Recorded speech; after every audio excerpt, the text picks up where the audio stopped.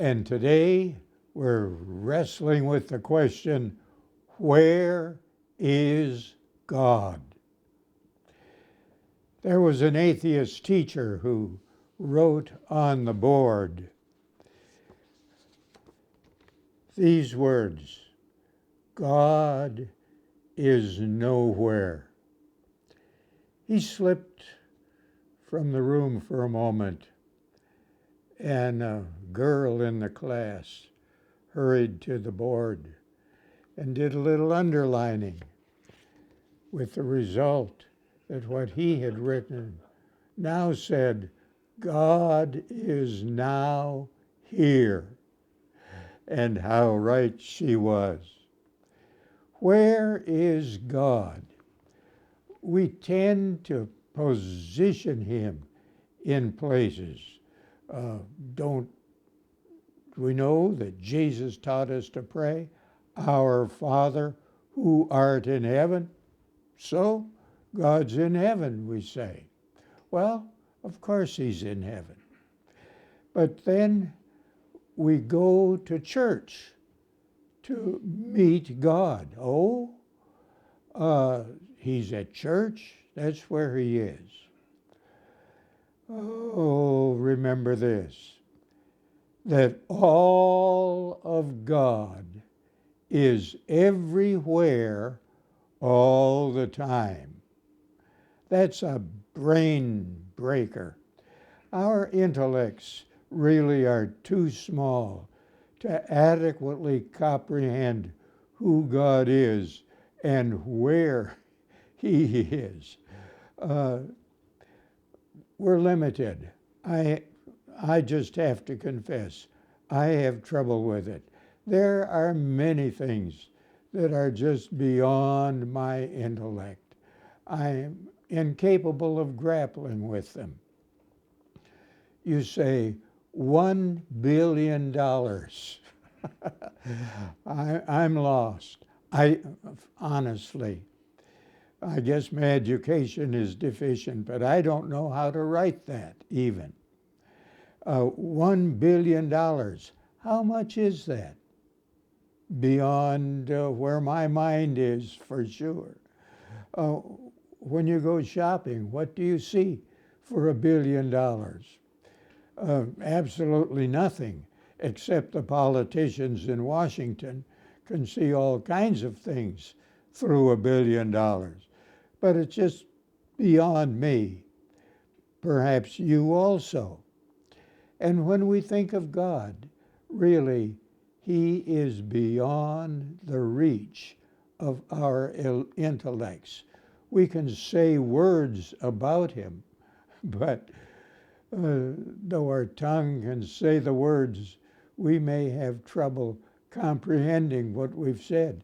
So when we've said, all of God is everywhere, all the time, that's a stretch for our minds. But think about it for a moment. That means that God never comes. He never arrives. He's here already. He doesn't go. he simply does not go anyplace. He is there already. God does not come and go. Now, our sense of God is something else. Sensing his presence, sometimes we do, sometimes we don't, but so it is with God. He is always here, and he's always there. He is everywhere all the time. Now, it's not because he's so fast that he's everywhere all the time. You meet an acquaintance at Aldi's supermarket, and a few minutes later, you're over to Walmart, and you see him again, and you say, you're everywhere. No, he had to move from the supermarket to Walmart, yes, and It's not that God is so fast that he's every place.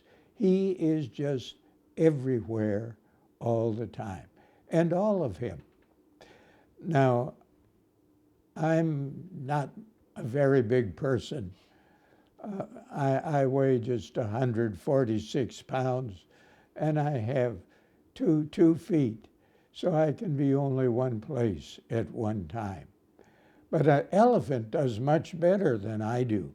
He has 4 feet, so he could be over there and here also. And being bigger, he occupies more space than I do. Is it that God is everywhere because he's fast? No, because he doesn't go and he doesn't come. Is it because he's so big? No, no, he's a spirit being. So we're not talking about pounds or size or height. No, he's a spirit being. And all of God, now the elephant is 1 foot is one place, another foot is another place, but all of God is everywhere all the time. Mind-boggling, but it is true. We say the words, but perhaps we have difficulty understanding what we have said. The psalmist wrestles with this. I am in Psalm 139, where I have my Bible open to this. And here it says, verse 7, "Whither shall I go from your spirit?" No, God is everywhere. You don't come. Solomon had trouble with this. He was building the great golden temple in Jerusalem. And for years, the Jews had that tabernacle, a temporary kind of place for worship. But now it's going to be permanent. And it's big and is wonderful. Solomon built the temple. In 1 Kings chapter 8, we have Solomon's marvelous prayer at the dedication of that temple. And he says in that prayer, "The heaven of heavens," he's talking to God, "cannot contain you, much less this house that I have built." Oh my. I'm a little uneasy when somebody says, "Oh, we were at God's house this morning." God does not need shelter from the rain or the storm. No, he doesn't need a house. He is everywhere. And certainly he cannot be contained. God is without, but not enclosed. He is within, but not confined to that space. And he's out, but he's not excluded from anywhere. God is present everywhere. Now the darkness does not hide him. We're looking at verse 12 in Psalm 139. Even the darkness is not dark to you. The night is as bright as the day, for darkness is as light with you. People who are given to nefarious deeds choose the nighttime for their infamous deeds. But God dwells in light, and he's never concealed by darkness. Not so. He's just there. And I'm going to take a look here for a moment. Frederick W. Faber has given us some of our greatest hymns. And there are not many of them in our hymn books. Frankly, they're too deep for general use. And his hymns and poetry are marvelous. So let me read you a couple stanzas of Frederick William Faber. How have I erred? God is my home, and God himself is here. Why have I looked so far for him who is nowhere but near? Oh, not in the distant starry skies, in vastness not abroad, but everywhere, excuse me, is his whole self, abides the whole of God. In golden presence not diffused, not in vague fields of bliss, but whole. In every present point, the Godhead simply is. God is everywhere. Remember back in the book of Genesis, where are we? Jacob was in trouble with his brother Esau. Jacob had lied, deceived his father with the help of his mother. And Esau missed the blessing which Jacob stole. And Esau is after him with a knife. And Jacob is running for his life. At the end of one day of travel, he comes to a dreary, barren, desolate place and goes to sleep with a stone for a pillow. He dreams, Genesis 28. He sees angels going up and down a ladder. God speaks to him and promises to him the land on which he is lying. He wakes in the morning and he says something you might have said. God is in this place, and I knew it not. Oh, God is present, but we're not always aware of it. And he says, this is nothing else but the house of God and the gate of heaven. And he called that site Beth El. Beth in the Hebrew, house.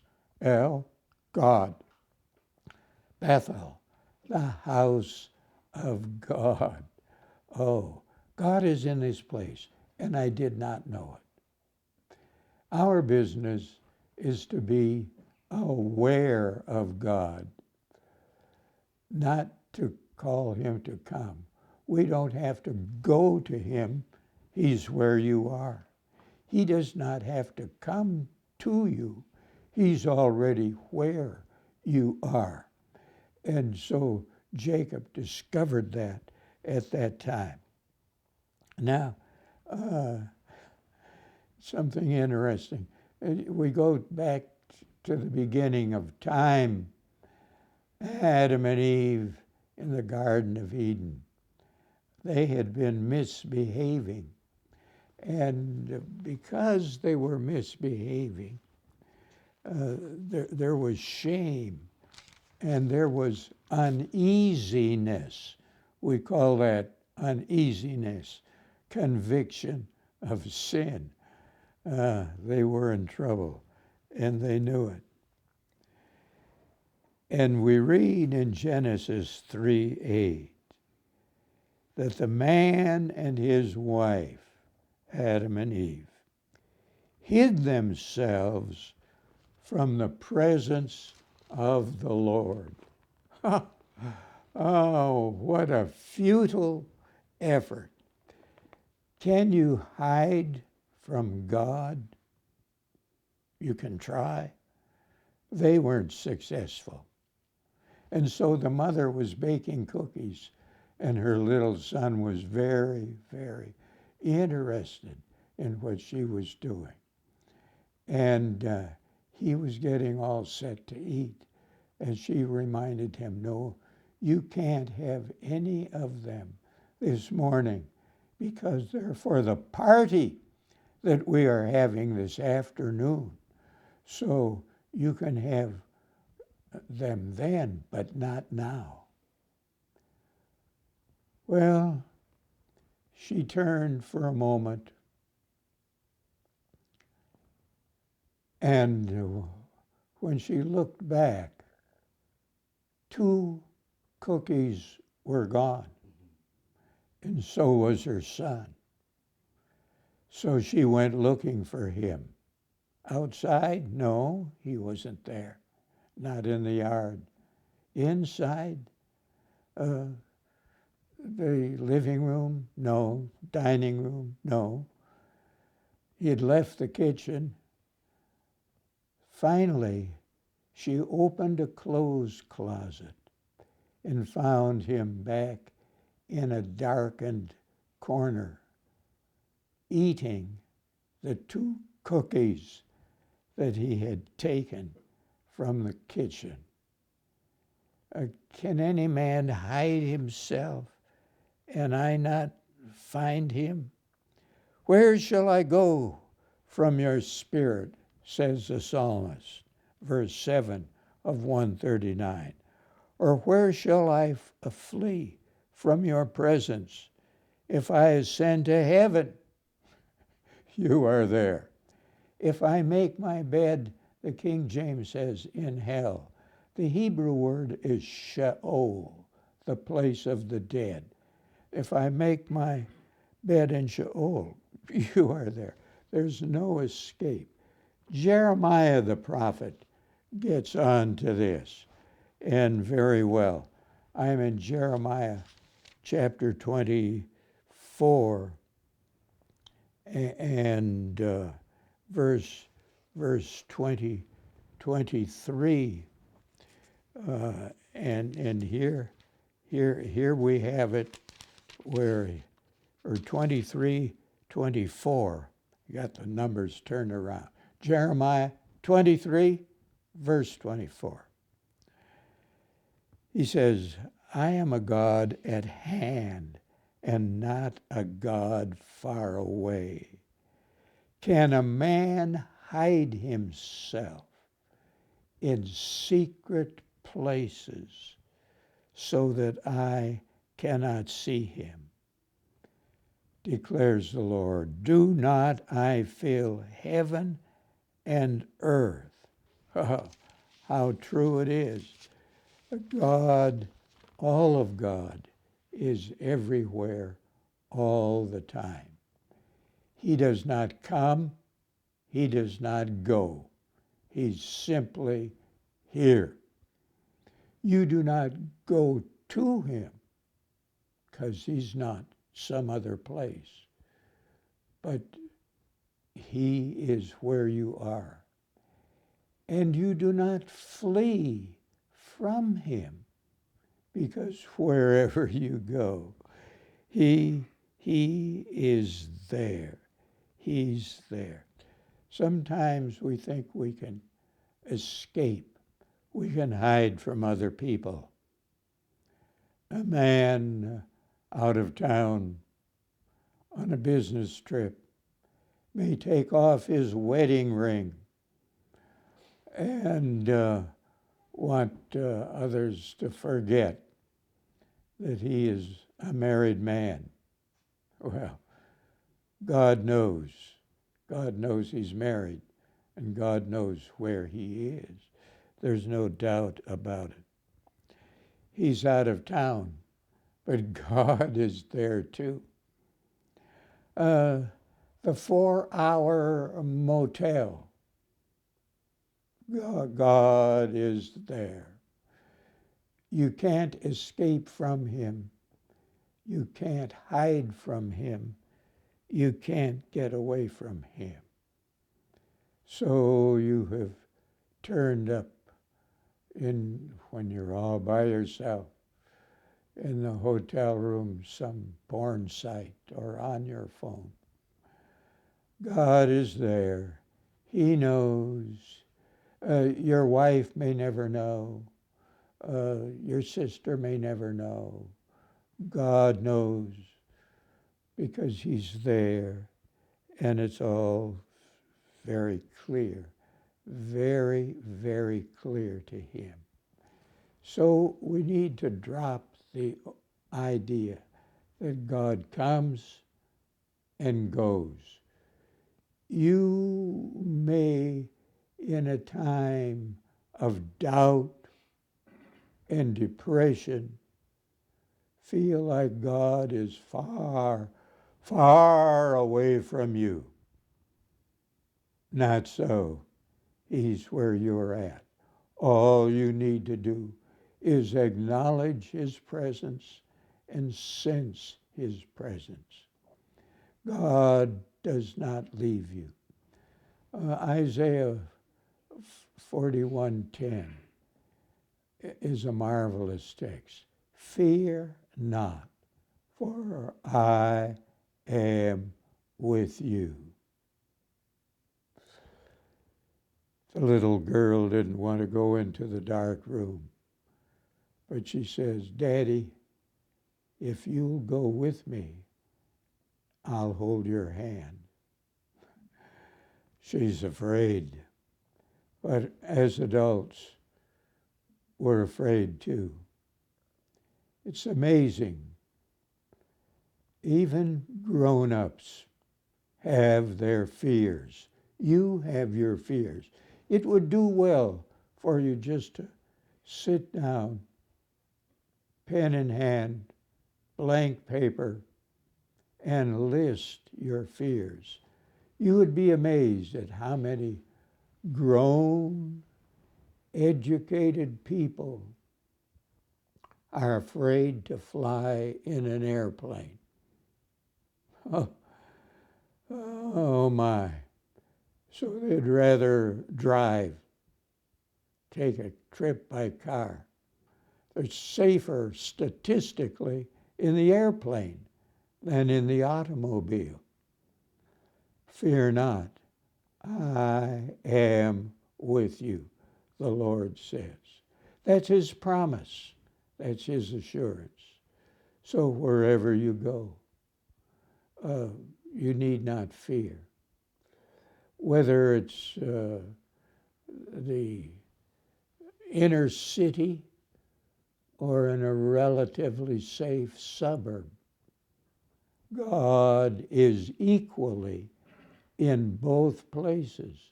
There is no problem at all. And he's equally your protector. Read the opening verses of Hebrews chapter 13.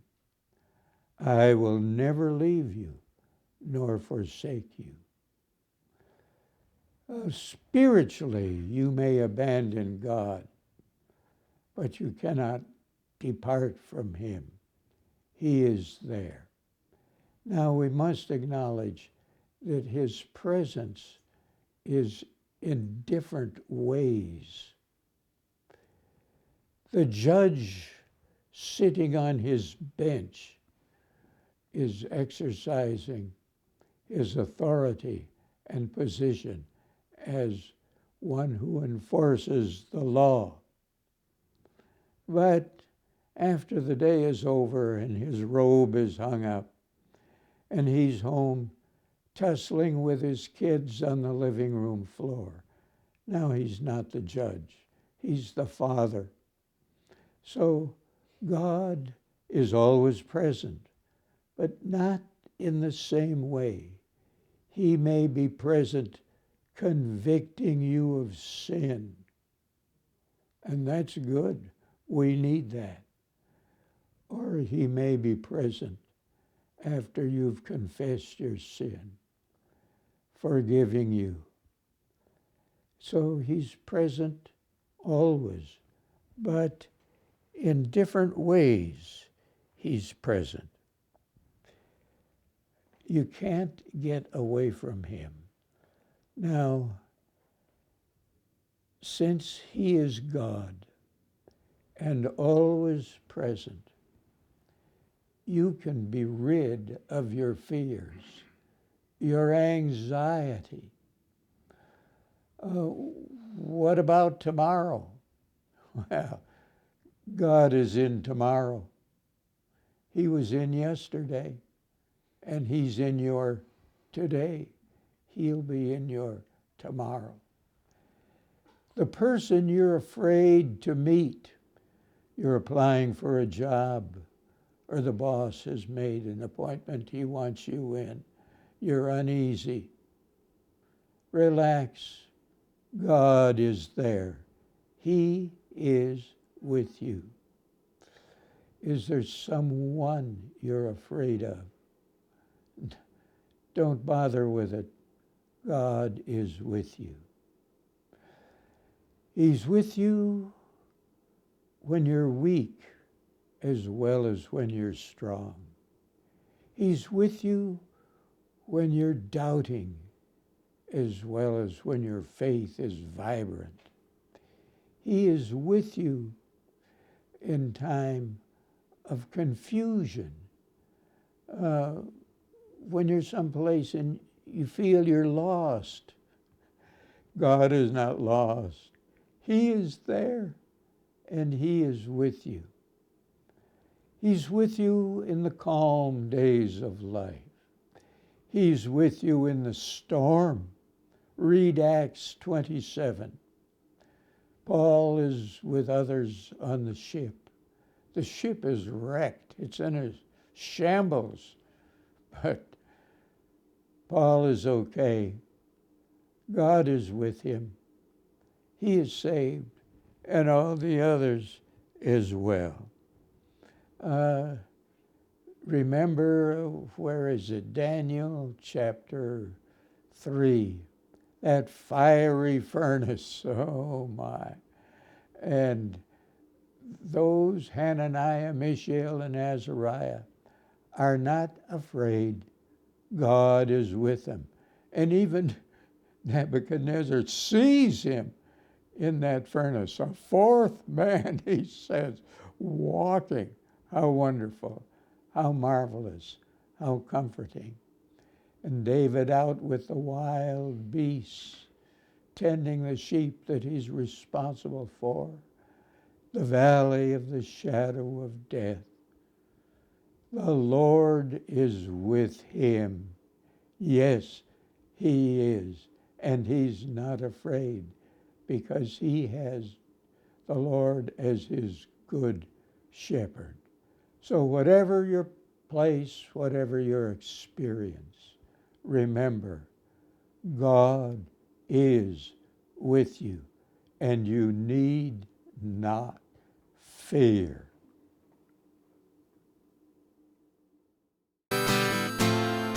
Whatever happens, I'll give thanks to you.